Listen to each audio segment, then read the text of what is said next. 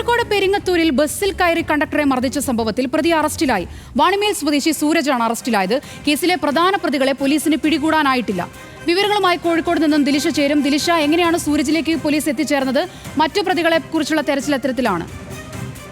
സോന, കഴിഞ്ഞ ദിവസമാണ് കോഴിക്കോട് പെരിങ്ങത്തൂരിൽ ഈ ഒരു സംഭവം ഉണ്ടാകുന്നത്. അതായത് തലശ്ശേരി തൊട്ടിൽപ്പാലം റൂട്ടിൽ സർവീസ് നടത്തുന്ന ജഗന്നാഥ് എന്ന ബസ്സിൽ ജഗന്നാഥ് എന്ന ബസ്സിൽ കയറിയിട്ട് 7 അംഗ സംഘം കണ്ടക്ടറെ അതിദാരുണമായിട്ട് അതിക്രൂരമായിട്ട് മർദ്ദിക്കുകയായിരുന്നു എന്നാണ് പരാതി. ഇരിങ്ങണ്ണൂർ സ്വദേശിയായിട്ടുള്ള വിഷ്ണുജിത്തിനാണ് മർദ്ദനമേറ്റത്. വിഷ്ണുജിത്ത് ആശുപത്രിയിൽ ചികിത്സയിലായിരുന്നു. ഇന്നാണ് ആശുപത്രി വിട്ടത്. ഈ ഒരു സംഭവത്തിൽ ഒരു പ്രതിയാണ് ഇപ്പോൾ അറസ്റ്റിലായിരിക്കുന്നത്. വാണിമൽ സ്വദേശിയായിട്ടുള്ള കുഞ്ഞിപ്പറമ്പത്ത് സൂരജാണ് അറസ്റ്റിലായത്. ഇതിൽ രണ്ട് പ്രധാന പ്രതികൾ ആയിട്ടുള്ള പെരിങ്ങത്തൂർ സ്വദേശി സവാദ്, അതുപോലെ തന്നെ വെള്ളൂർ സ്വദേശിയായിട്ടുള്ള വിശ്വജിത്ത് എന്നിവരെ ഇതുവരെയും പിടികൂടാൻ സാധിച്ചിട്ടില്ല. ഈ ഒരു വിദ്യാർത്ഥിനിക്ക് യാത്രാ പാസ് അനുവദിക്കുന്നതുമായി ബന്ധപ്പെട്ട തർക്കമാണ് ഇത്തരത്തിലൊരു മർദ്ദനത്തിനൊക്കെ ഇടയാക്കിയത് എന്നാണ് പരാതി. എന്നാൽ ഈ പെൺകുട്ടി നാദാപുരം പോലീസിൽ പരാതി നൽകിയിട്ടുണ്ട്.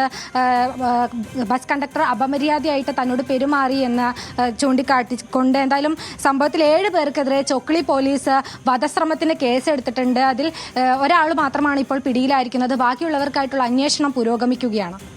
ശരി, ദിലിഷയാണ് കോഴിക്കോട് നിന്നും വിവരങ്ങൾ പങ്കുവച്ചത്.